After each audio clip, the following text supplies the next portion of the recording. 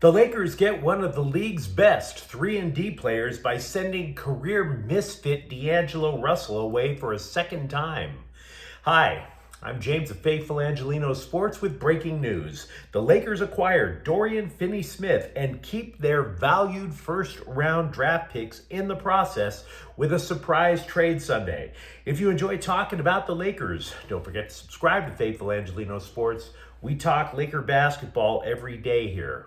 The Lakers have been hoping, their fans praying, that Russell's expiring contract would be sufficient to get him out of town for a second time, because at this point in his career, it's absolutely fair to say he's never going to realize the potential he had as a number 2 overall pick back in 2023 by, you guessed it, the Lakers. Look, let's be honest. He wore out his welcome the first time he was here because he snitched on his teammate for infidelity on social media. This time, I don't know, disappearing in the playoffs, getting benched this year for poor shooting, non-existent defense, and by the way, he runs coaches out of town. Darvin Ham must be laughing his ass off when he reads this. Now, it's the second trade in about 2 weeks for Brooklyn, which is in full-blown fire sale mode. They were hoping to get a first-round pick for Finney-Smith.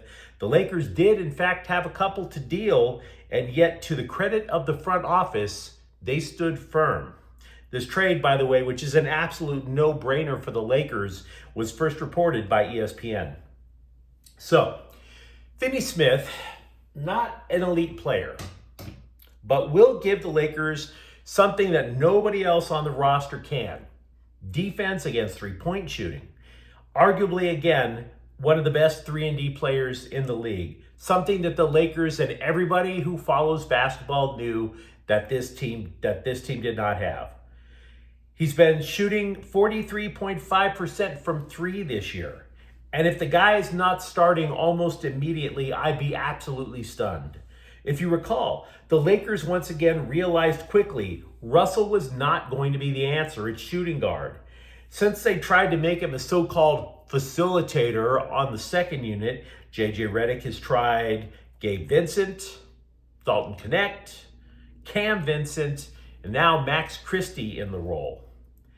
It was the only spot in the Lakers lineup that had been in doubt.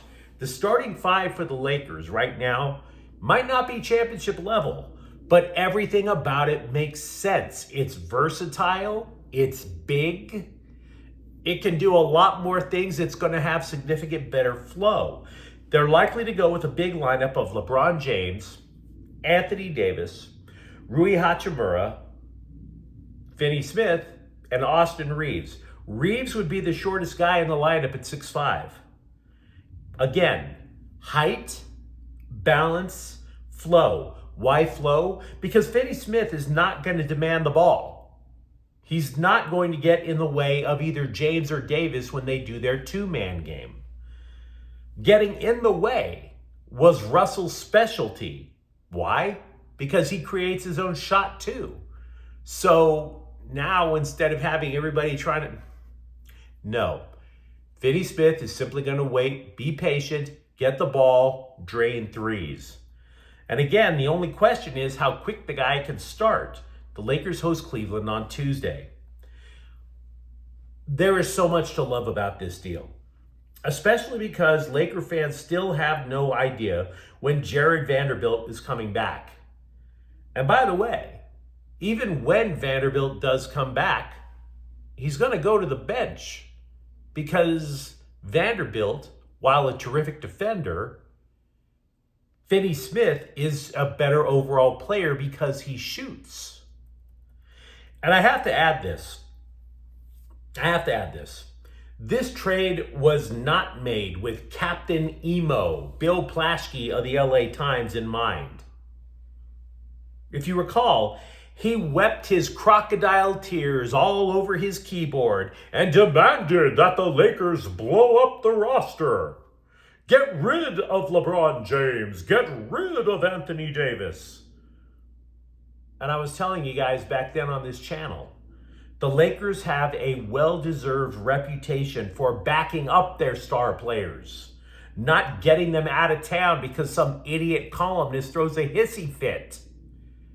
It was much easier to find players to complement them than to sit there and blow the whole roster up from scratch. Because why? Let's assume for a moment the Lakers did decide to follow Captain Emo's advice and they get the number 2 overall pick. Once again, what does a number 2 overall pick mean? It means you could get D'Angelo Russell. What the hell does that solve? Thank you.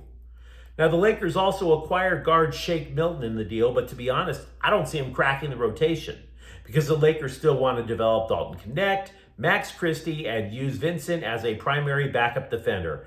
And, oh, by the way, they saved $3.5 million against the salary cap by making the deal.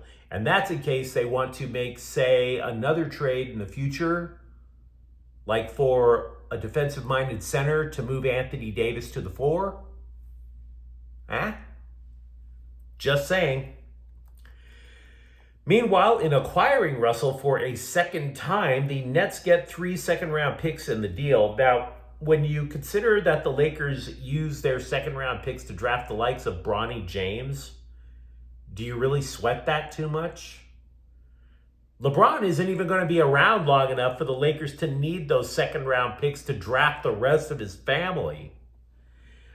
As for Brooklyn, it's hard to see them wanting anything from Russell other than his expiring contract. So while it's fair to clown the Lakers front office for some of their most recent acquisitions, they're going to win this one hands down. Once again, the Lakers acquired Dorian Finney-Smith for D'Angelo Russell and 3 second-round draft picks. If you enjoyed talking Lakers basketball, don't forget to subscribe to Faithful Angelinos. We talk Lakers basketball every day here. Thank you for watching. I'm James. We'll be back tomorrow. Faithful Angelinos is a Kian Cortel Queso production. Take care.